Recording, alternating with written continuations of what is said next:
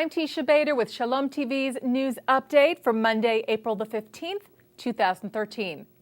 The annual torch lighting ceremony at Jerusalem's Mount Herzl marked the end of Yom HaZikaron, Remembrance Day this evening in Israel, and the beginning of Yom HaAtzmaut, Israel's 65th Independence Day, signifying the country's transition from mourning to celebration. Earlier today, as you may have seen on IBA News, a 2-minute siren was heard across Israel at 11 in the morning local time for Yom HaZikaron, bringing the country to a standstill in remembrance of Israel's fallen IDF soldiers and victims of terror. Israel's Prime Minister Benjamin Netanyahu spoke at the official state ceremony for Israel's fallen soldiers, where he said that Israel would continue to strive for peace with its neighbors and continue to act to defend itself. He then spoke at the Memorial for Israel's Victims of Terror, where he said that despite ongoing terrorism, Israel would not give up and would continue to pursue terrorists and strike them in every place. As of today, the number of Israelis who fell while in the line of duty since Israel's War of Independence in 1948 stands at 23,085, and the number of civilians who were killed in terror attacks stands at 2,493.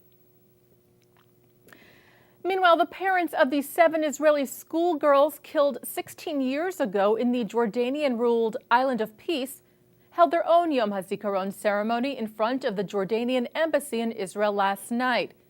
They were there to protest the possible release of their children's killer, Ahmad Dakamse, who in 1997, when he was a Jordanian army corporal, opened fire on a group of students visiting the joint Israeli-Jordanian tourist resort, killing the 7 girls. As we reported to you on Friday, 110 out of 120 of Jordan's parliament members recently signed a petition calling for the release of Dakamse, who is serving a life sentence in Jordan. Following the ceremony last night, Jordanian Ambassador Walid Khalid Obeidat invited the girls' parents to the embassy to meet with them and reassured them that Dakamse would not be released. Nurit Fatihi, who lost her 13-year-old daughter Sivan in the Jordanian attack, said the ambassador was kind and heard what the parents had to say. He said they were seeking justice and that he will try his best to get the parents' message across. And turning now to Venezuela, where opposition leader Enrique Capriles is calling for a recount after narrowly losing the country's presidential election to Nicolas Maduro to replace the late president Hugo Chavez. As you may have seen on IBA News, Capriles, who is the grandson of Holocaust survivors, lost to Maduro by 1.6% of the vote. Reuters reported that Capriles says he has not accepted the Maduro victory, having cited voting irregularities. While Capriles was raised Catholic, he has some Jewish ancestry on both sides of his family, and his grandmother's parents were murdered in the Treblinka extermination camp. During his presidential campaign, state-run media in Venezuela urged voters to reject international Zionism and not to cast their ballot for Capriles, calling him, quote, Jewish Zionist bourgeois. Swedish diplomat Raoul Wallenberg, who is credited with saving the lives of thousands of Jews during the Holocaust, was made an honorary citizen of Australia today, the first time that that country has bestowed such an honor.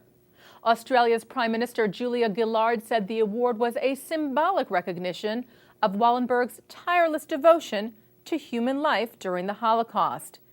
She said the lives of those he rescued are Mr. Wallenberg's greatest memorial, and Australia is honored to have survivors he rescued living in Australia today. Australia now joins the U.S., Canada, and Israel in those countries who have bestowed Wallenberg with this high honor.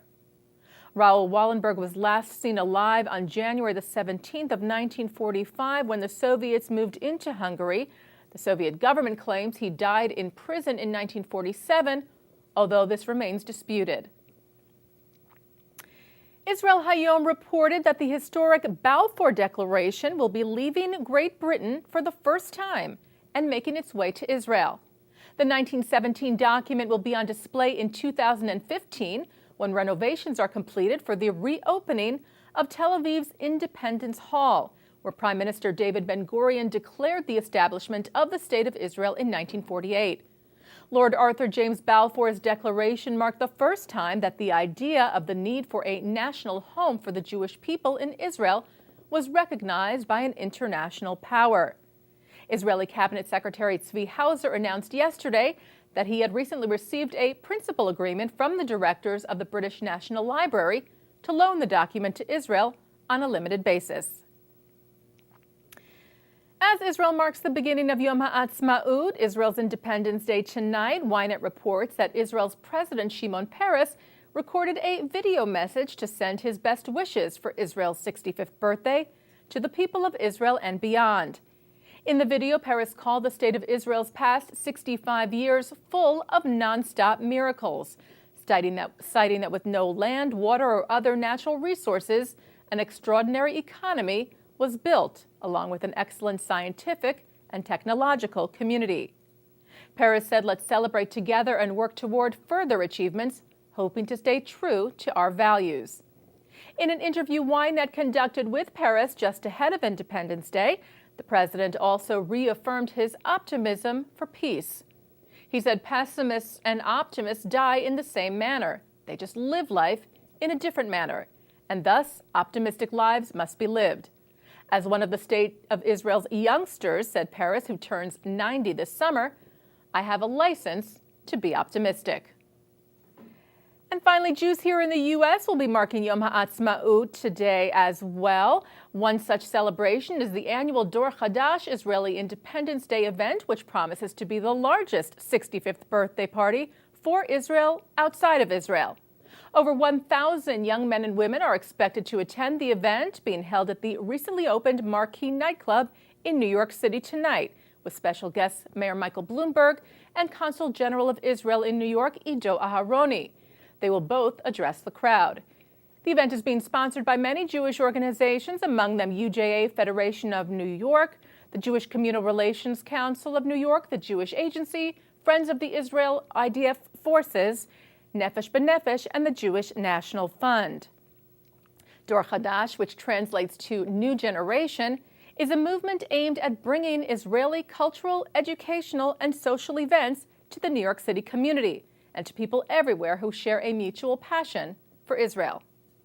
Shalom TV will be continuing its special programming for Yom HaZikaron and Yom HaAtzmaut today. For a detailed Shalom TV viewing schedule, visit the Shalom TV website at www.shalomtv.com and click on Channel Schedule at the top of the homepage. And that's Shalom TV's news update from Monday, April the 15th, 2013. I'm Teisha Vader.